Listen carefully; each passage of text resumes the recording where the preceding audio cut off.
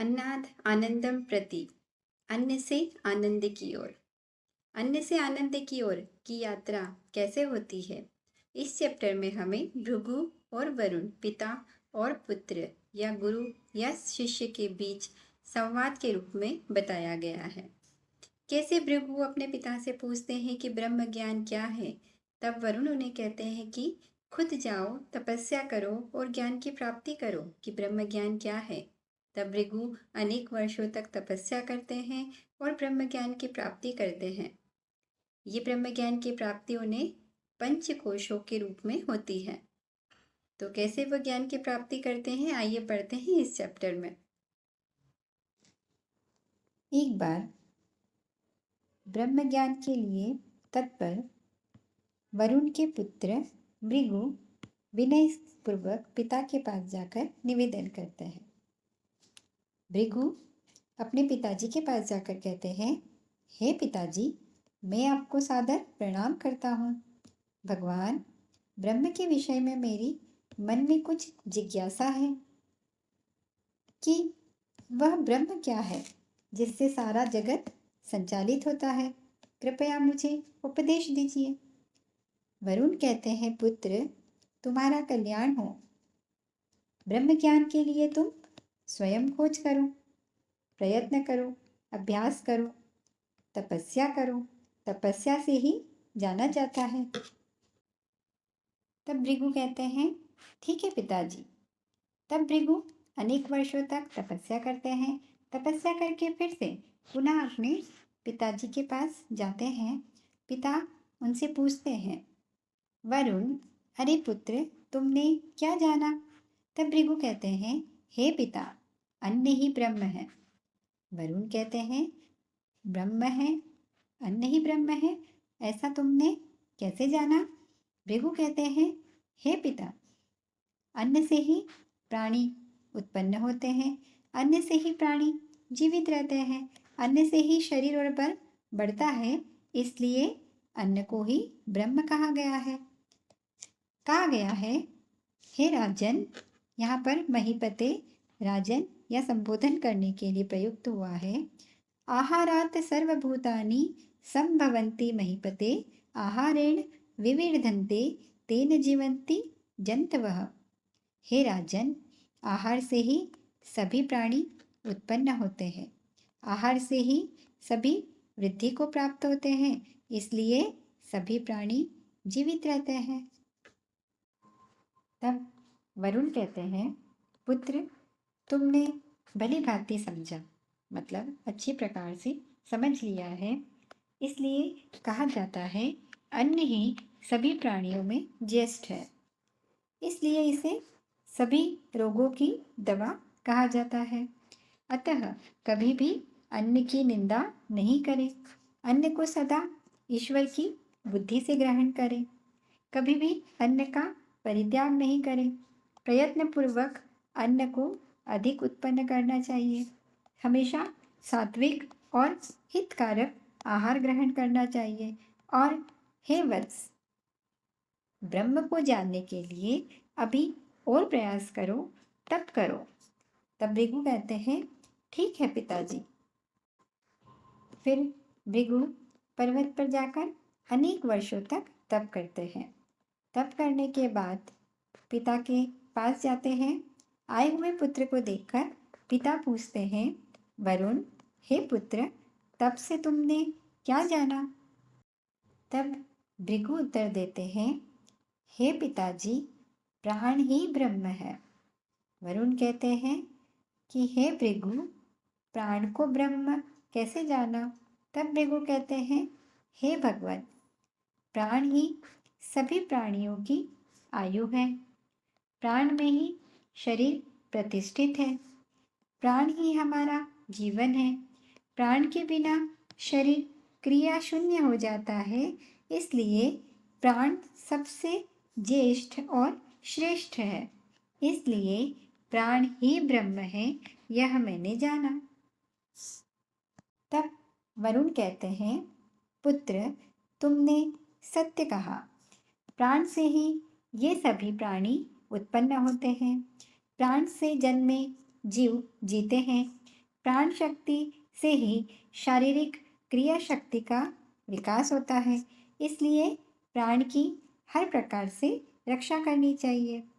इसीलिए प्राण के विकास के लिए प्रतिदिन प्राणायाम करना चाहिए। कहा भी गया है कि जब तक शरीर में वायु या प्राण स्थित है तब तक जीवन कहा जाता है। उसका शरीर से निकल जाना ही मरण है। इसलिए वायु या प्राण को रोके रखना चाहिए। पुत्र, तुमने तपस्या से प्राण तत्व का महत्व जान लिया है, किंतु ब्रह्म ज्ञान के लिए अभी और कठोर तप करो। तब भृगु कहते हैं, ठीक है पिताजी। वे फिर बहुत समय तक वन में जाकर तपस्या करते हैं। तप करने के बाद प्रसन्न मुख से वरुण के पास पहुंचते हैं।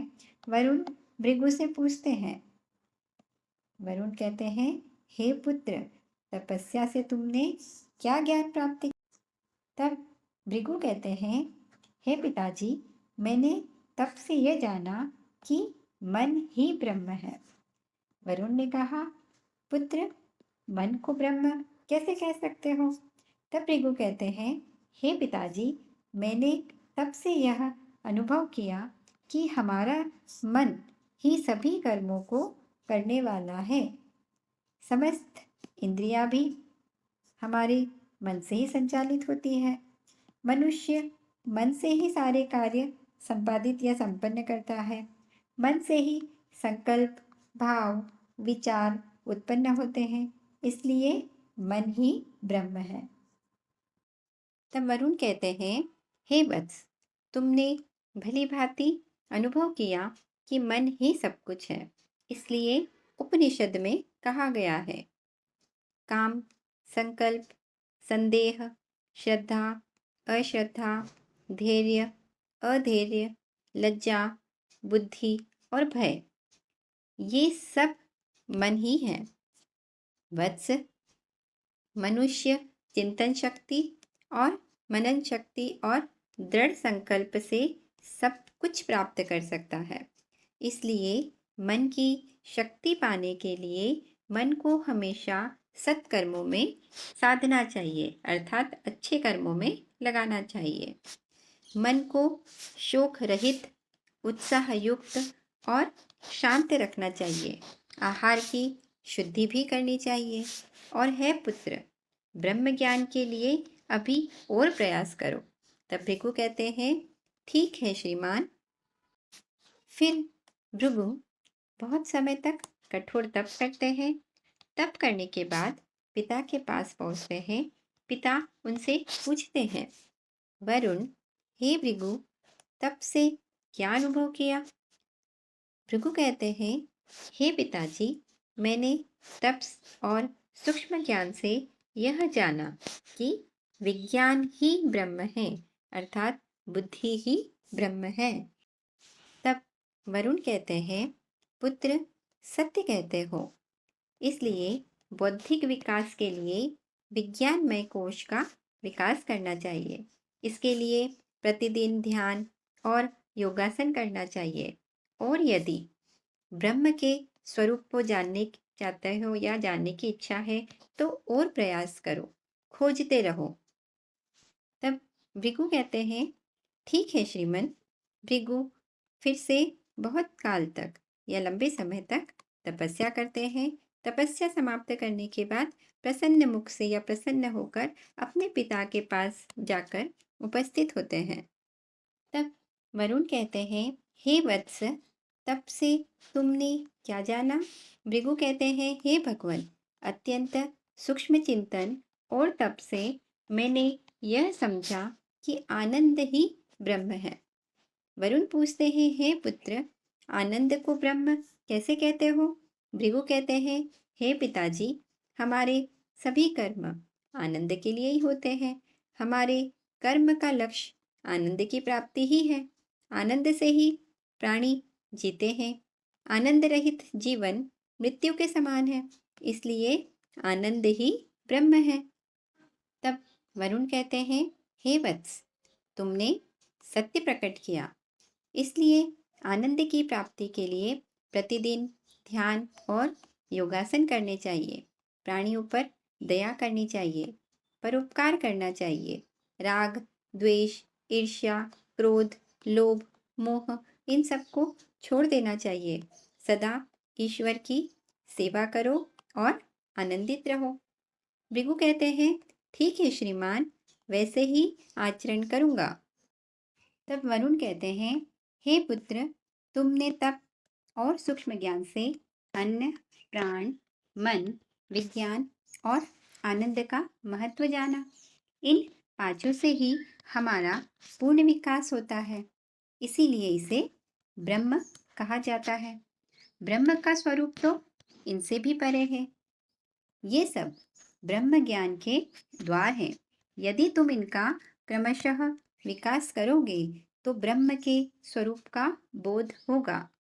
कहा भी गया है, आहार की शुद्धि से सत्व की शुद्धि होती है, सत्व की शुद्धि से स्मृति दृढ़ होती है, स्मृति की प्राप्ति होने पर सभी संदेह की गांठें खुल जाती है। इसका अर्थ है, आहार की शुद्धि से मन की शुद्धि होती है। अर्थात यदि हमारा भोजन शुद्ध होता है, अच्छा होता है, तो हमारा मन भी शुद्ध रहता है। जब हमारा मन शुद्ध होता है तो हमारी स्मरण शक्ति तीव्र हो जाती है या स्थिर हो जाती है।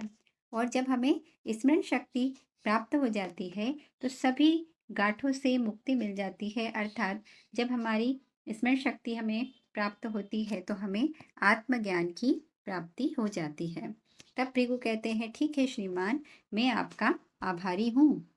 इस प्रकार हमने देखा कि भृगु अनेक बार तपस्या करके लौटते हैं और क्रमशः ब्रह्म को अन्न, प्राण, मन, विज्ञान और अंततः आनंद के रूप में जानते हैं।